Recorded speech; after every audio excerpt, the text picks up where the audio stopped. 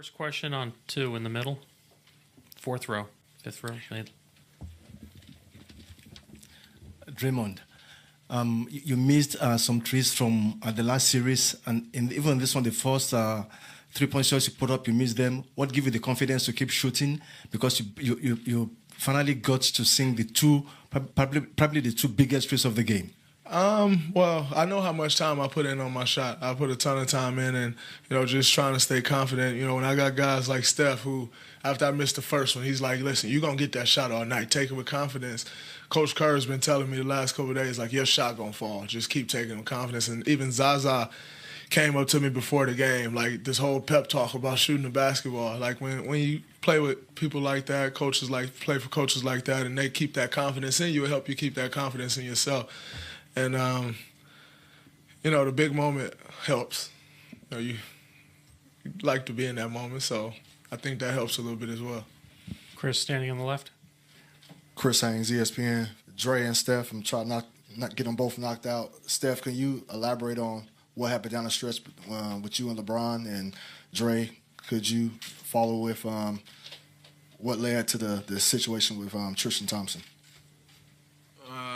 Just words exchanged on a good block and keep it moving on my end, and it's gonna happen. It's gonna be chatter. We got very familiar with each other over the last now 4 years, so I guess it's kind of part of the game. But at the end of the day, it's a bunch of nothing. Janie up front. Excuse me, Dre. Nothing.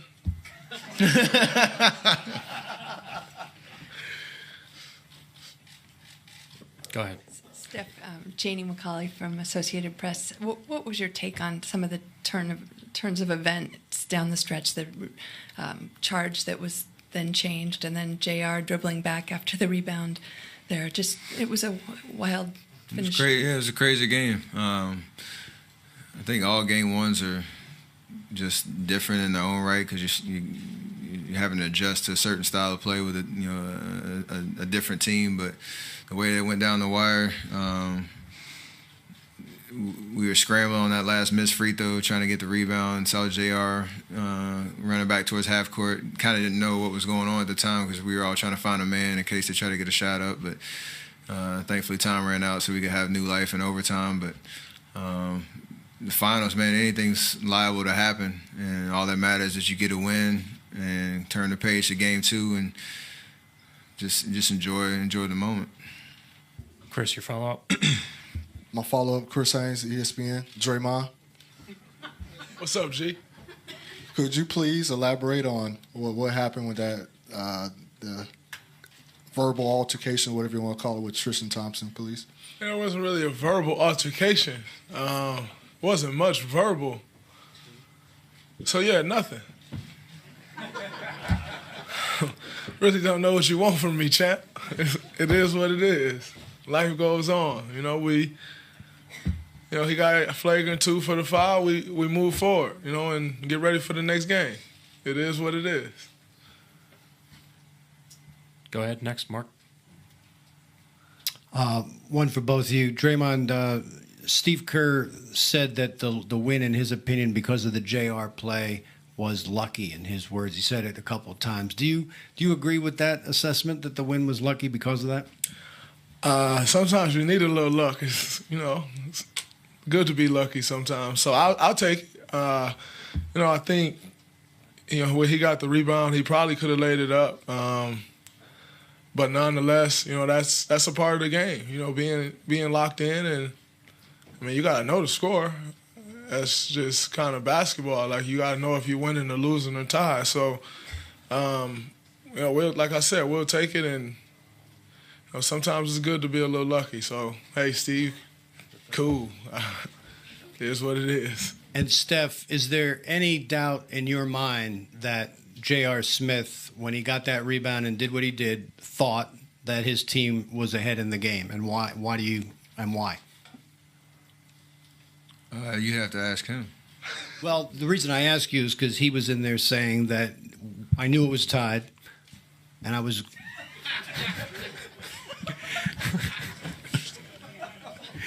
So I'm just wondering, knowing it was tied, how would you Now, observe what you saw in that situation. I don't know. I guess that further goes along with my theory. I thought he was looking for LeBron. I would have looked for LeBron too. Yeah. Yes. Next question towards the back. Draymond, it's Jed Lu from the World Journal. LeBron James, right here. LeBron James played pretty good in the regular time, but he just got 2 points in overtime.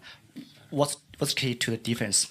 I think there was a lot of resistance, and not only some of the shots he really got it going there from 3 in that third quarter, but maybe the fourth quarter a little bit as well. But there was resistance that entire half, and so the easy buckets that he was getting in the first half, they weren't as easy in the second half, and that's over the course of time. You think you play good defense with resistance, you'll get a guy to miss some shots, and we're able to do that.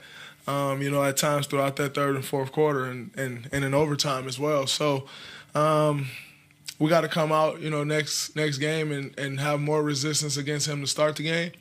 But I think in that, that second half, we were much better defensively against him. He's, still going to make some shots. That's why he is who he is. But, some of them, if you play great defense, you can live with. You can't really live with the ones we gave up in the first half. Marcus in the middle. Steph, when the game is getting chippy and edgy and you've got Draymond on your side, he's hyped. Like, what is that like to watch him in this, lather and doing his emotional dominance thing? It's empowering all the way around. Once again, glad he's on my team.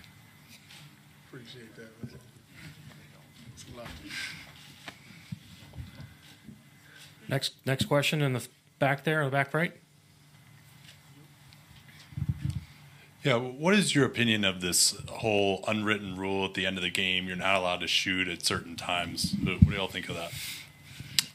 If there's time on the clock and shot clock difference or whatever, just play it to the end. I won't think we would get in our feelings if somebody came down and finished out a possession, got a shot up. Obviously, if they're doing some taunting or doing some crazy stuff, that's a little different. But if you're just playing the game of basketball and finishing out a possession instead of taking a turnover, I don't see any problem with that at all.